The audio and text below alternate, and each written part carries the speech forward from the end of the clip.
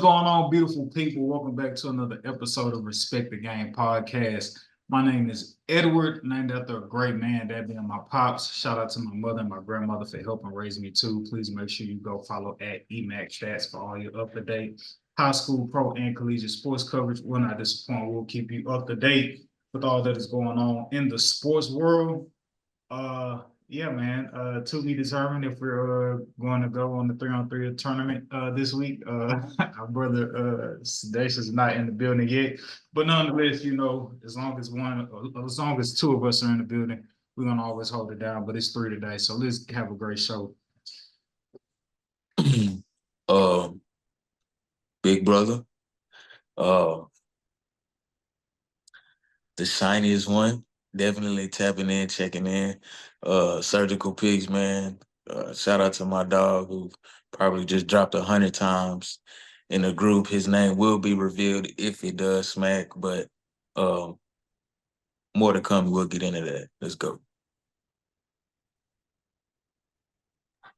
Yo, it is the host with the most that blows the most smoke, Black Peace, the rap plug, the hip hop plug. You already know. In your spare time, be sure to go check out Talking Smoke podcast, Spotify, Apple Podcasts, and where you get your dope podcast from. That's where you can find that, man. Let's go.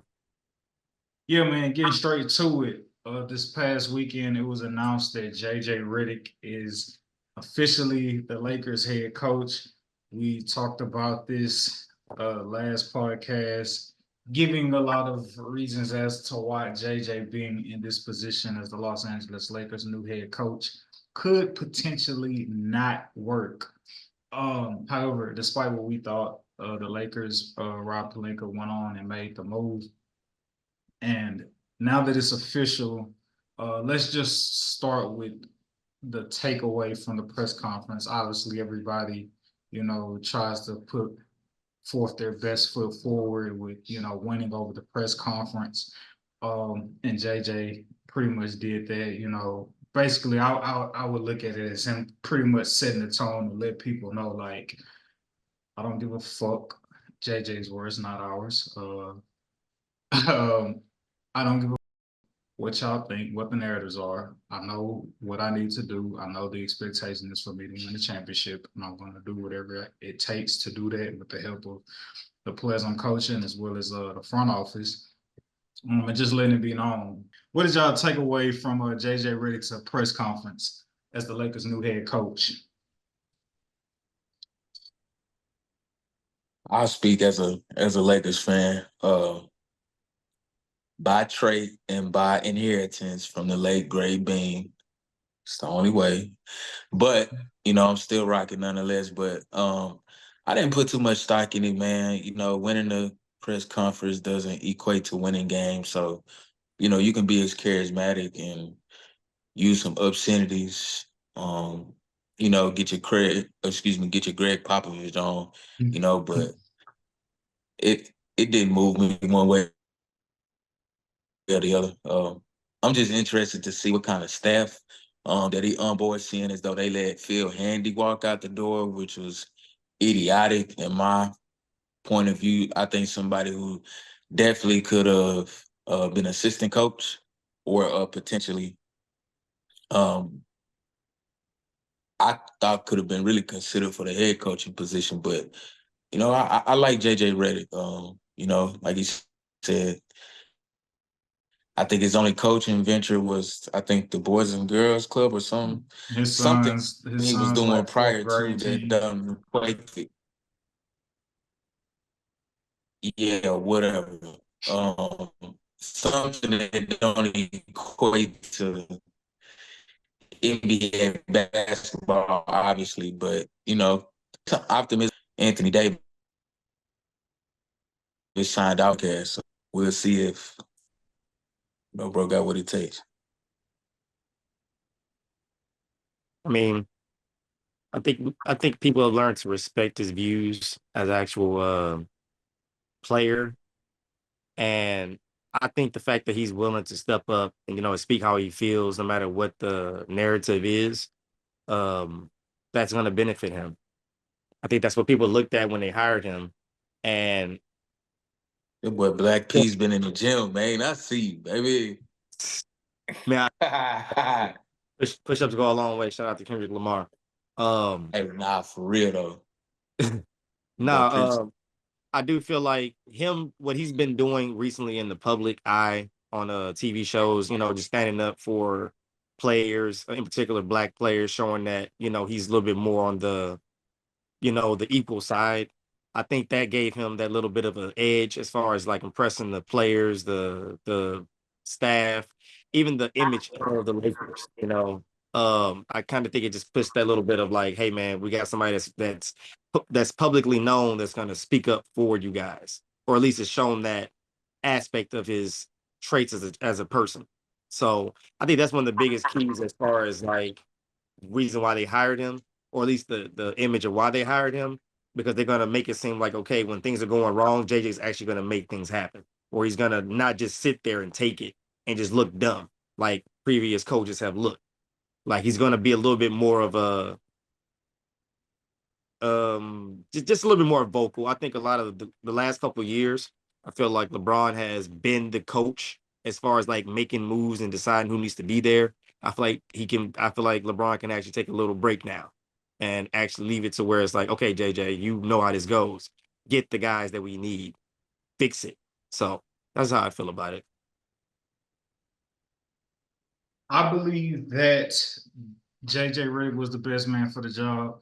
I think that I think a good start, a good direction and step to take towards the championship is making sure that the head coach and the star player have a really good relationship or connection, especially if you're getting a new head coach. You know what I'm saying? You would like to believe that LeBron James and JJ Redick are going to mesh well, but that obviously looks very easier said than done, and it looks real cute on the podcast. We'll have to see how well they actually mesh together as basketball minds when they are actually out there in battle.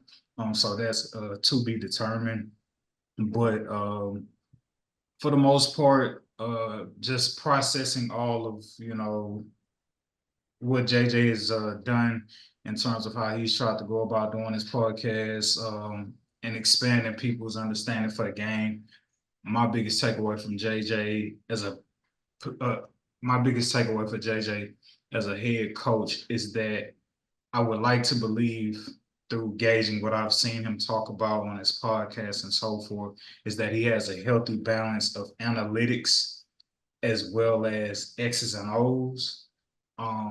And I say that meaning I don't think he's going to try to force anything that isn't necessarily there out of the sake of trying to adhere to what the analytics say he should be doing.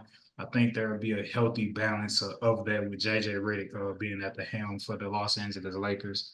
Can I But say something? go ahead.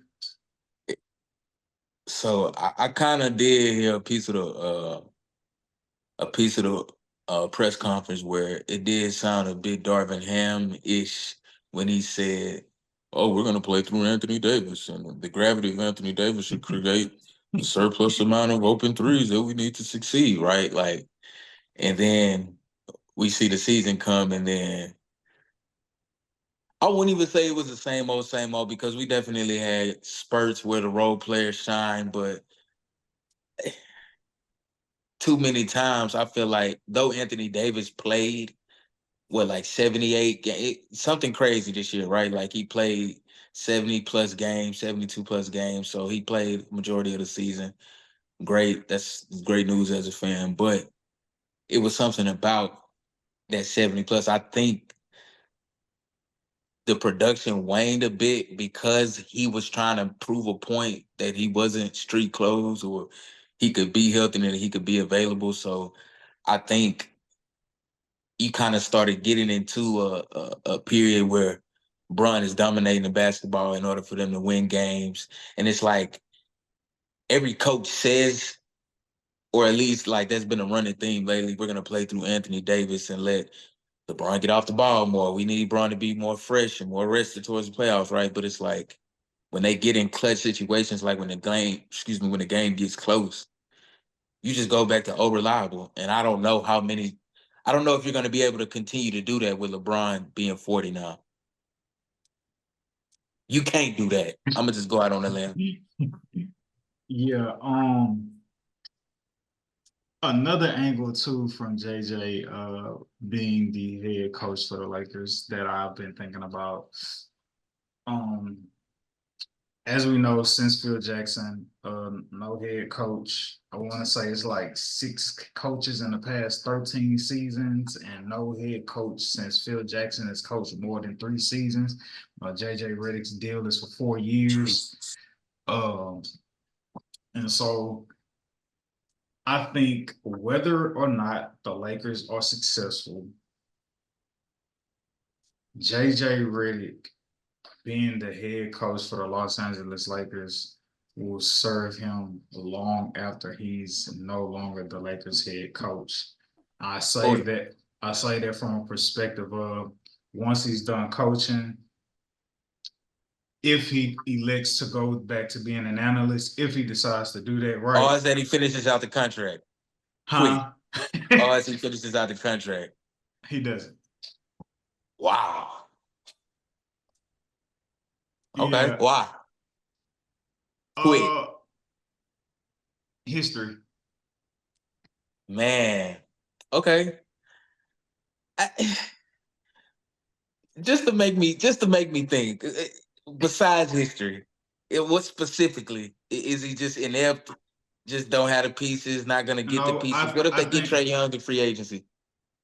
All right. So if they get the pieces and they are able to win the championship before LeBron retires, I think JJ wins with house money and gets out. That's what I don't see him finishing the contract because I don't know if I really see LeBron playing another 4 years. Right. And I feel like as a head coach, that job with the Lakers is only appealing mostly because of LeBron James. Now, let's say if they put enough pieces around LeBron James and once LeBron retires, you still have like a championship caliber team. All right, maybe he stays and maybe you decide to extend his contract. But I would like to also think once LeBron gets ready to retire, I'm just assuming once LeBron gets ready to retire, let's say it's within the next 3 years, it's arguable that maybe the Lakers would be in a rebuilding mode once LeBron gets ready to leave. And when a team is in a rebuilding mode, sometimes the collateral damage of rebuilding is that like it's out with everything, and you're trying to rebuild and out with the old or the current head coach and in with the new head coach. So that's just impulse, quick, like why I don't see him fully like living out the 4 years of the contract outside of like what the history has told us. I got a hot take. I think JJ Redick is the coach of LeBron James as LeBron James goes off into the sunset and retires. Yeah, this is LeBron's last coach. But I think that goes against you saying that JJ won't finish out the duration of the contract because that's what we parse. Well, it could be. I mean, it could be perfect timing, just depending on how you slice it. Because we talk how you about dice it. He could be out soon as LeBron. He could be, man. Hey, fuck y'all. I really only took Bron hasn't resigned yet, and we talk about how strategic he is with his +1, +2 year contracts. So it's just like. And of course, the Lakers come out with the Lakers are committed to James and willing to give him a 2 or 3 year max. Of course. So I don't see JJ finishing out the full 4 years. And I say that even if he is successful with being a head coach, which brings me back to my my second point and talking about how this is going to serve JJ long after being a head coach. I think obviously being a head coach specifically in the Lakers market, that's going to be highly taxing. And I think once JJ goes through that fire, whether he excels or not, he's going to be like, all right, being a head coach is cool. I'm going to go ahead and bow gracefully as LeBron is getting ready to retire. I got the coach arguably or whoever wants to argue the greatest basketball player in the world. I'm cool. I'm going to take all that experience I just got as a head coach and possibly go back to being an analyst where I'm not negotiating my contract on being an analyst as a 15-year NBA veteran or a superstar college football. Superstar. Hold on real quick. I'm not negotiating post being a head coach as a 15-year NBA veteran or a superstar college basketball player. I'm now attaching former Los Angeles Lakers head coach to my title, which gives me more collateral to negotiate a higher contract as an analyst. And also, too, you think about being in LA and JJ building his own media platform, his own media empire, all of the access, endorsement deals, advertisement, partnerships that come along with that for him to be able to build up his media empire post coaching or even while he is coaching. I think that's the long-term play for JJ, building his media empire as opposed to really trying to invest his second career or the second half of his life as he's just turned 40 to trying to be like the next Coach K.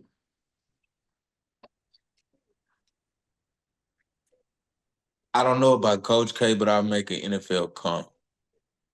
What if JJ Redick is the starting trend of he begins to be like that Sean McVay of the NBA, so to speak. And obviously Sean McVay didn't play professionally, but he did play.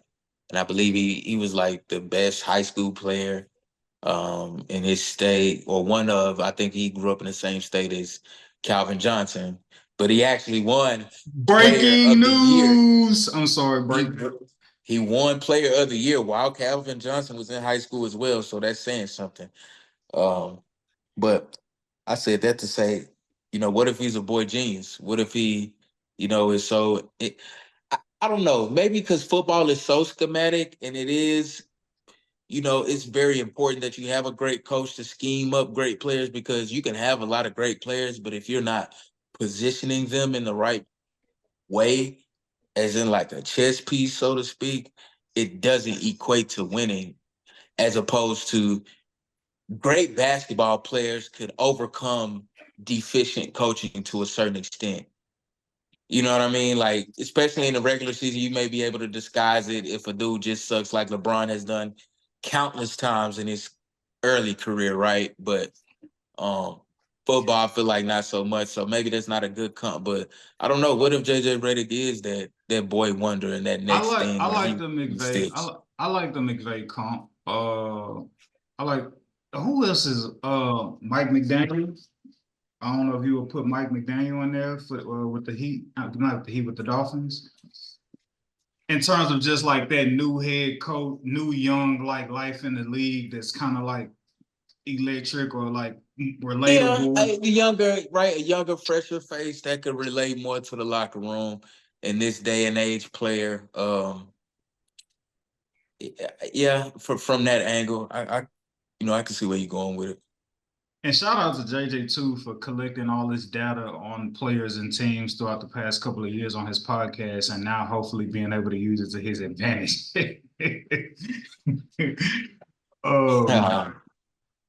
I think JJ Redick would do well as a coach with the X's and O's, but what I think is going to piss him off and frustrate him is when he has to deal with the front office and having to deal with the, hey, JJ, you got to play so and so because that's who we paying the most. Whereas for him, he may only see the game from a player's perspective, but I think the bumping heads and like the frustration that may come, the growing pains that may come with being a head coach is when he has to deal with, Rob Pelinka management telling him, hey, you can't play him. We want such and such plan because we're trying to trade him off and so on and so forth. So I think the extracurricular activities of agents and the front office management, I think that's going to give JJ Redick a headache as he steps into this new role. It'll be interesting to see how he deals with that throughout the course of the season. And so moving on to the NBA draft. Wow. Oh, and we got breaking news. Mikal Bridges to the Knicks. Unless you've seen something else. Yes, sir. Baby. Wow, for nothing. For a dude who didn't really even play on the Knicks. You want to talk about a win? Who he got traded for? I just seen that he got traded Bojan there. Bogdanovic, who probably played 10 games with the Knicks this year. He was injured too. Exactly. But you do have OG Anunoby who opted out, but I think he opted out to opt into or not opt into, but to sign a bigger deal. If they sign him back, I think the Knicks. If you got OG, they if you getting OG, I think if you getting Mikal, you don't need OG. You don't need OG because he's a better offensive player than OG. Yeah.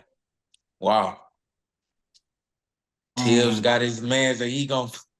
Man, I can't They even say he gonna all run play. Mikal Bridges into the ground because he don't miss games, but Yeah, he had potential of missing some now. they got what they wanted. You got all Villanova guys now.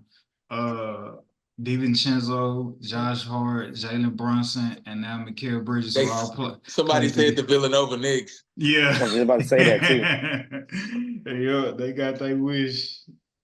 Their locker room gonna be lit. It's crazy as But fuck.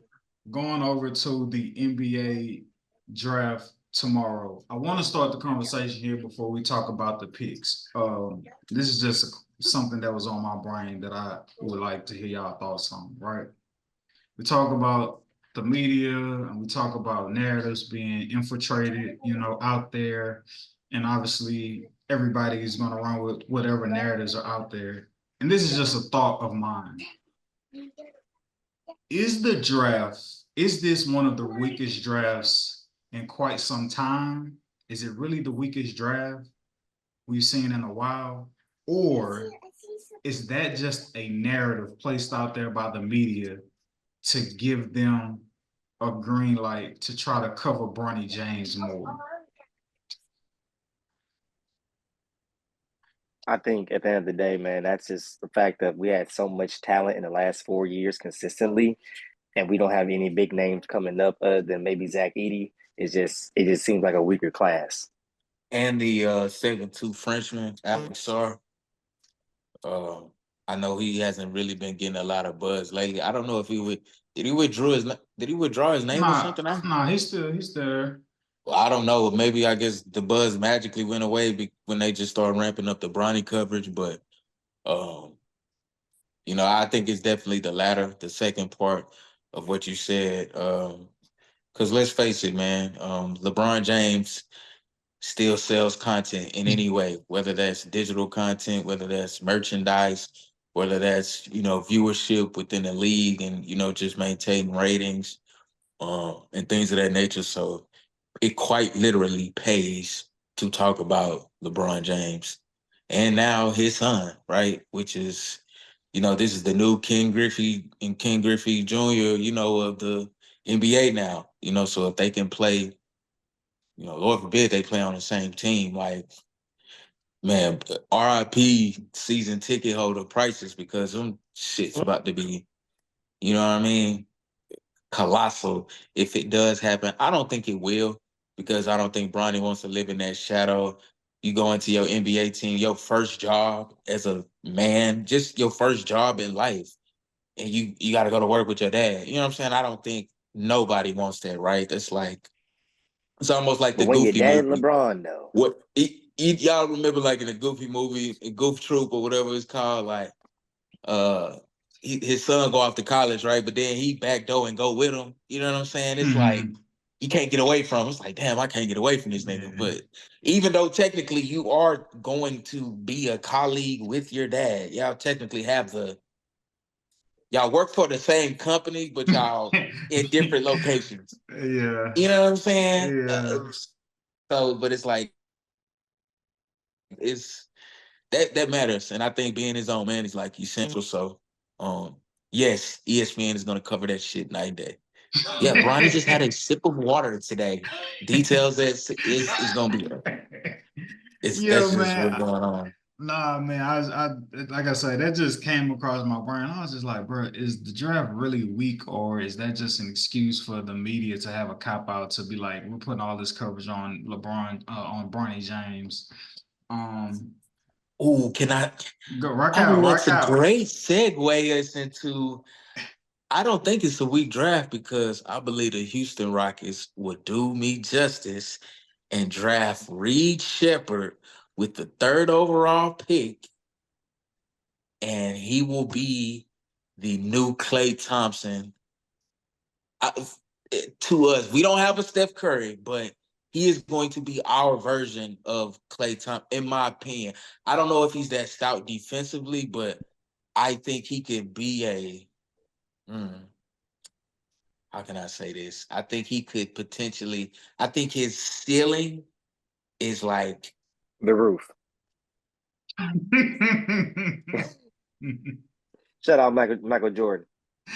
The ceiling is the quite literally a roof. ceiling would be a roof, right? But I think I think his ceiling has potential to be Klay Thompson, baby Klay Thompson, or like Klay Thompson-esque, maybe a great value Klay Thompson, which I would take. Um, I don't know if Rob Dillingham is there at 3. Rob Dillingham could potentially, I ain't gonna lie, I don't know if anybody else sees it as far as like the comparisons, but I was watching some Rob Dillingham tape yesterday, and bro, correct me if I'm wrong, bro. Rob Dillingham reminds me of a slightly smaller frame Kyrie Irving. You've been He on does. you've been championing Rob for like a good 2 months. So when he blow like C4, you all praise and credit is due to you because you definitely. But is that why you've been singing his praise because you just see like glimpses of Kyrie when you watch his game?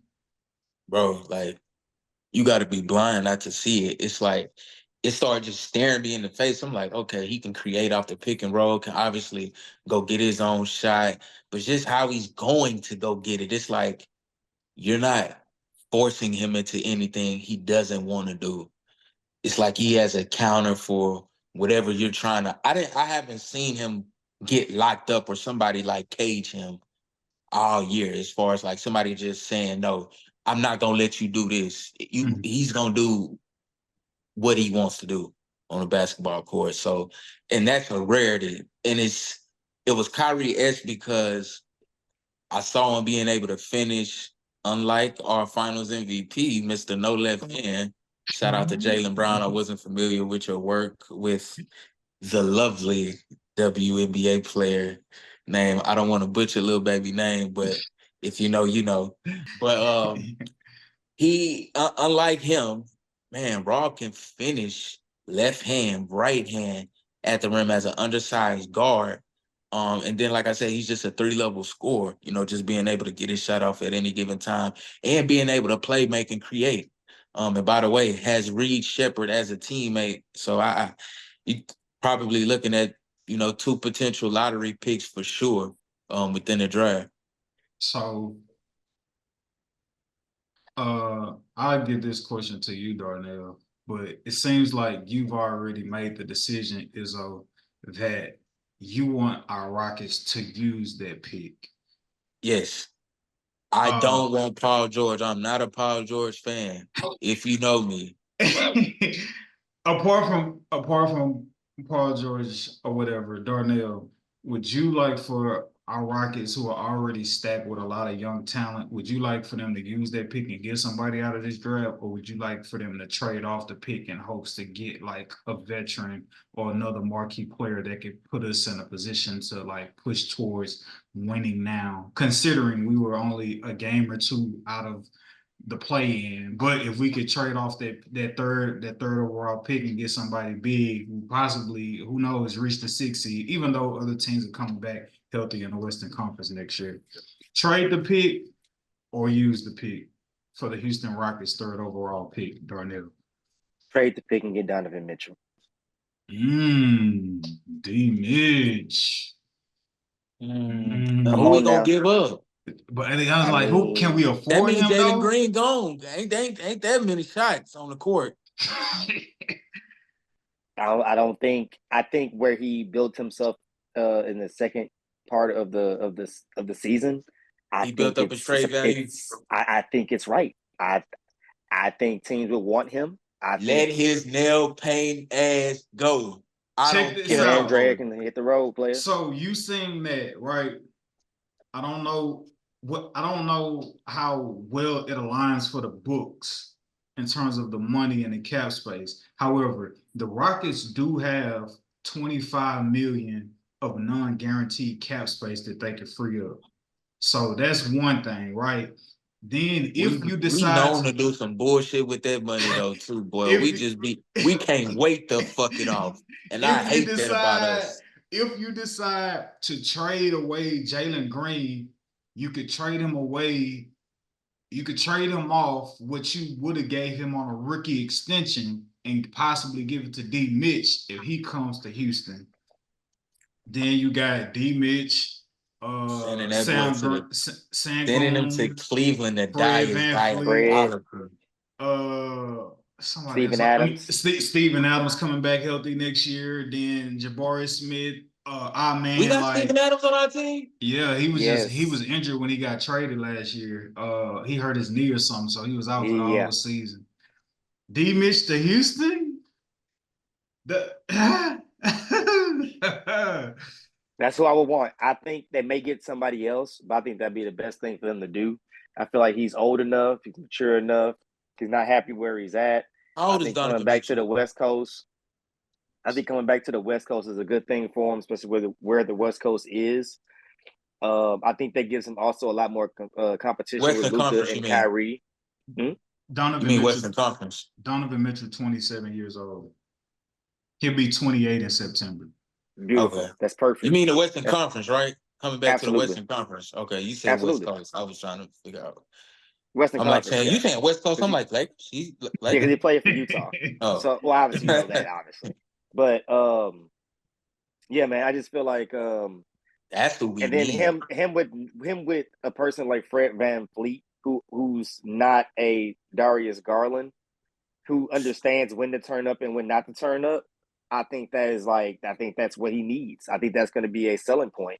And also having a Jokic style center like Sengun, you're coming from Gobert, you're coming from Jared Allen, you're coming from a young Evan Mobley, which is respectable, but that's what you're To coming offensive minded, from. Exactly. full, well-rounded game. Yeah, I love And then you got the Fred. coach.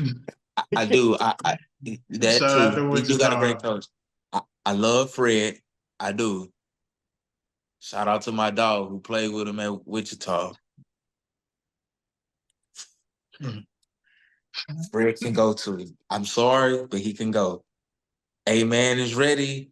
We need to let him. He's 6'5", 6'6", great defensive upside. Positionless because he's been all over the court this Positionless, past yes. But season. that's the Yes. thing. But I love him at the point though, because any given night, especially with how the league is now, you're going to have to guard.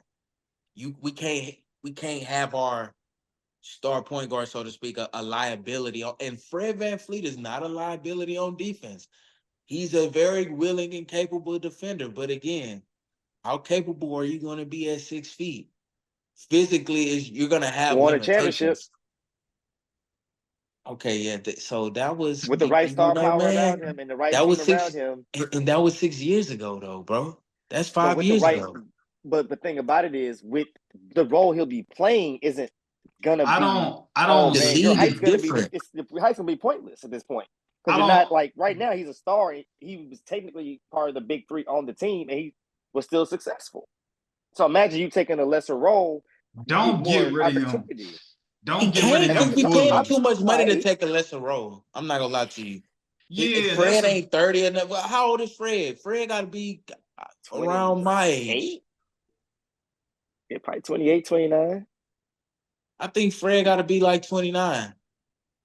That's it. Like, I mean, That's what I'm saying. My point is he's in his prime. he 30. Yeah, exactly. He's not he not want to take no. He just got paid, bro. He ain't taking no lesser role. That's why I say we got to trade him. It's not even a lesser We're gonna have role. to. It's more of a primary role. It's more I like would you getting say comfortable doing what you want to do and just turn up when you turn up. You know, like you ain't gotta turn up. to that, I would say don't get rid of Fred, but like let's slowly bring our man along to feel like to be like, all right, you just want to like make this a smooth transition versus just. Did y'all read the headlines of Trent, what they said? I've heard multiple reports come out. The Rockets are in win now mode. Yeah. And I'm like, I was just talking with somebody at work today. I said, bro, we don't have a win now roster. Like when you say win now, win what now? I think if we Deep being like playoff run or go win a championship, because if you think we can go playoff compete with, because I don't see it. Even if we like, I don't to what you're saying though, real quick. I don't think getting rid of Fred VanVleet is the answer in terms of winning now, solely because I'll give him this factor over Thompson, like just a veteran, like having a veteran. Because if you get rid of him and you bring Donovan Mitchell, you want to surround Donovan Mitchell around other like veterans, right? and a pure point guard. He needs a pure And point. a pure point. And so, man, you put him in that position while he may thrive eventually. You put him into a position where it's like he's trying to figure it out, and like you're not trying to figure it out when you're in a win now situation. So, but my thing is just strictly, and not, man, bro, because Fred gonna invite my dog somewhere and he gonna want to see it. So look, Oh, that's your man don't from the trade pod, Fred, right? but all I'm saying is, if they ain't win now mode, man, he can win. Oh, like I mean, I ain't He's did we saying proven not he to forget be the a can. part. playoff, the almost I'm playoff not run we did? saying We he are in the can, West. bro. See, it's I turning know, into but like I hate Fred. This ain't what this no, is. but he's still needed. That's just how I feel. Like you I said, you lose understand that. that dominance of like veteran players. I just think he. I like your idea next year, I like like the year Fred, bro, after but next. like I said, people forget. We're not gonna. So you said, but Fred won a championship. Yeah, had Kyle Lowry that was still coming off the backside of a couple bullshit All-Star appearances. Not to shit on Kyle Lowry in the process of me saying that, but let's just not say like. I know Fred went on the run after he had the kid. He went on the run. It was the craziest run. It was ridiculous. He did his thing. Like Fred is a legend. He's a championship level guard. He's great, but we have you saying bring a man along. I think 8-man ready. That's just what I think. And from where the league is going, bro, Steph Curry is going to bust Fred VanVleet. I love Fred. Steph will bust his ass. I love Fred. He go up against Jamal Murray. Jamal Murray, he get busts his, you know what I'm saying? Like, and I could keep going on and on in the West specifically about that at the point guard position in the West specifically. When we were talking about Fred being a champion, you got to remember, it was in the East. Raptors. In the West, it's different. You're going to have to guard. You could get away with that in the East. You don't have a gauntlet of just elite point guards on a day to, you know what I'm saying, a day in and day out basis to where you're going to have to guard up most nights. Like, and if Udoka is preaching and, you know, parading defense as he should, I just think A-Man is just more physically and naturally equipped. If his offensive game comes along,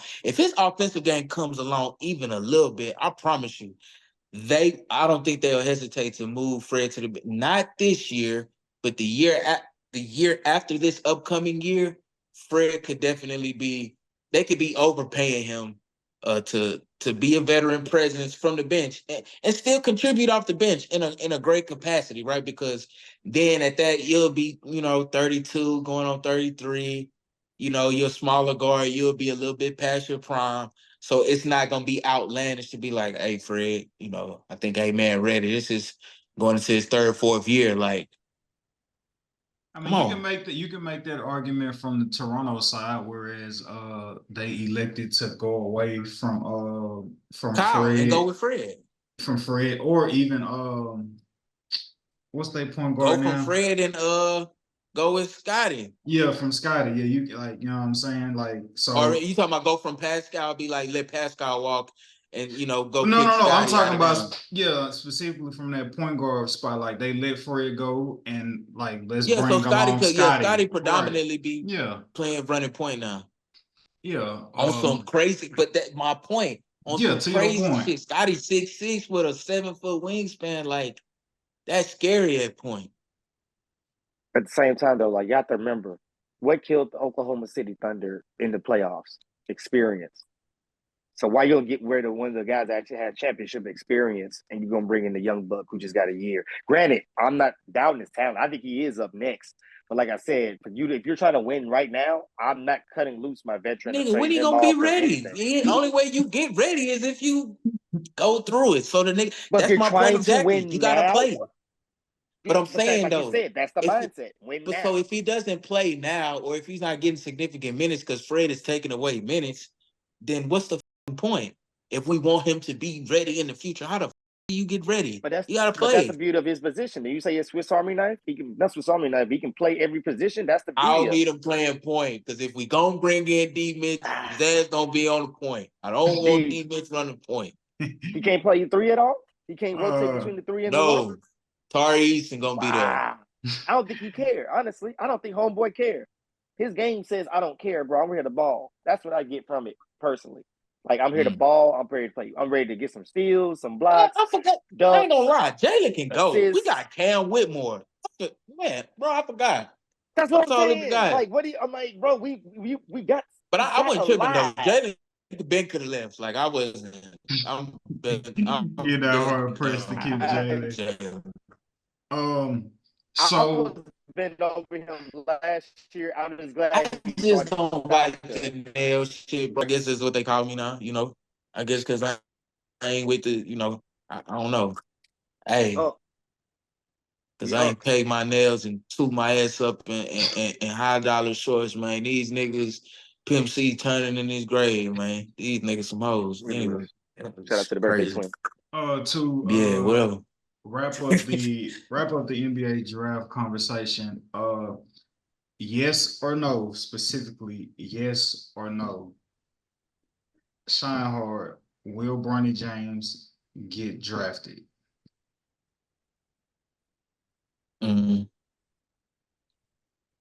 Before watching the Pivot interview with Rich Paul today, I would have just said yes. But I don't know if they take the approach of we wait for him not to get drafted just to have him in a good situation. So I would love to say yes, but I don't know if that's in. Breaking news with my Rockies. Trade. We just traded? Hold on.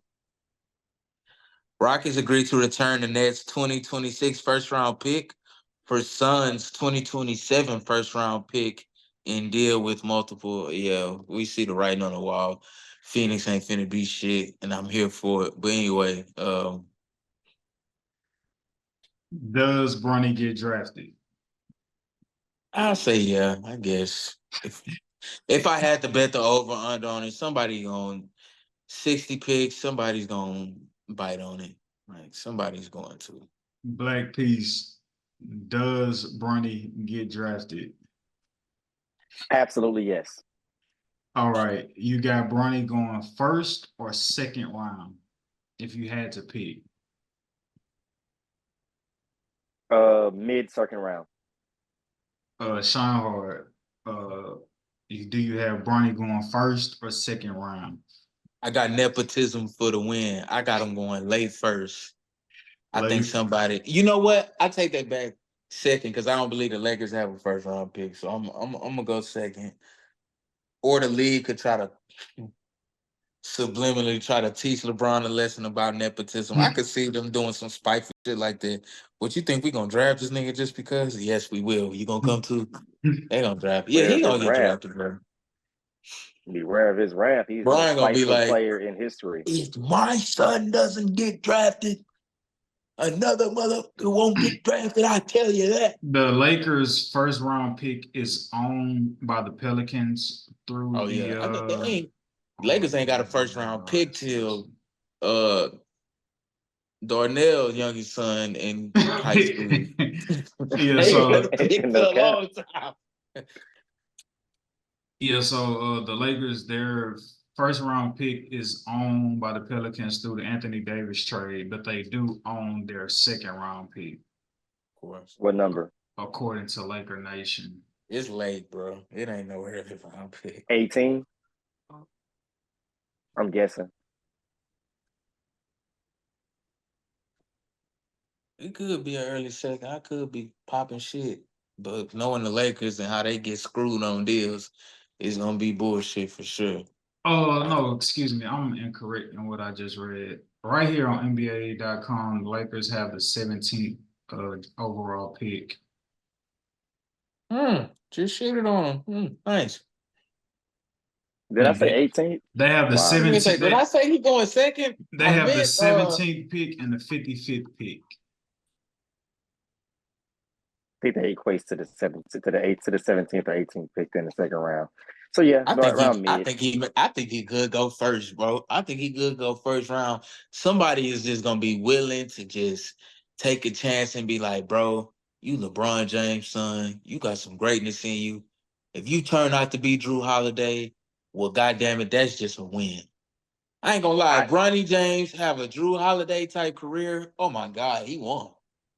I Like feel you don't like never see any legend's son do anything in the league. So if he do anything remotely close to even just being I ain't gonna lie, if the nigga could become a starter, I think that's just a win in I do. itself. If Bronny James can become a legit starter in the league, I think that alone is just, I think you know, owners look at this as more of a money grab.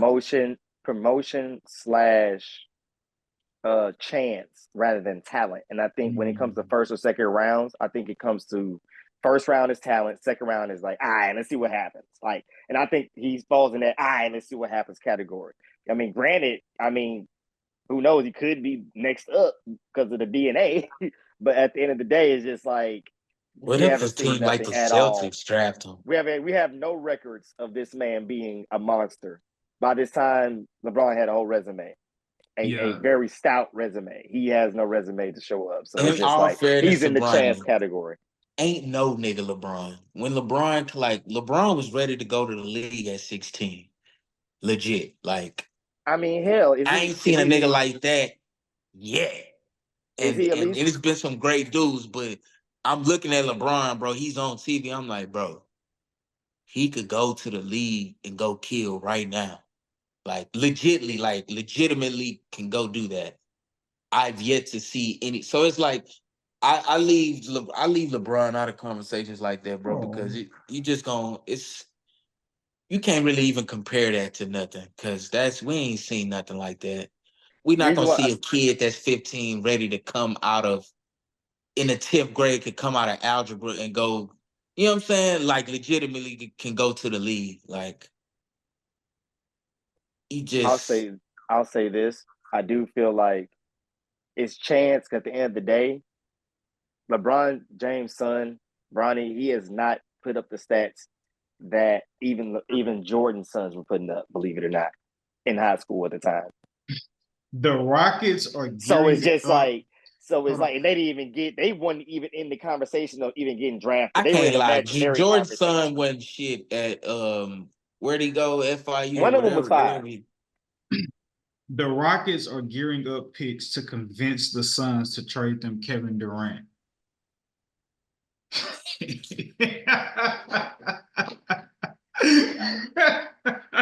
You want the non-leader to be a leader? Oh, man. You want the most non-leader player in the league to be a leader. Granted, he's talented as hell, but you want the non-guy who doesn't know how to put his foot down to be your leader? Hey, bro. Get out of here.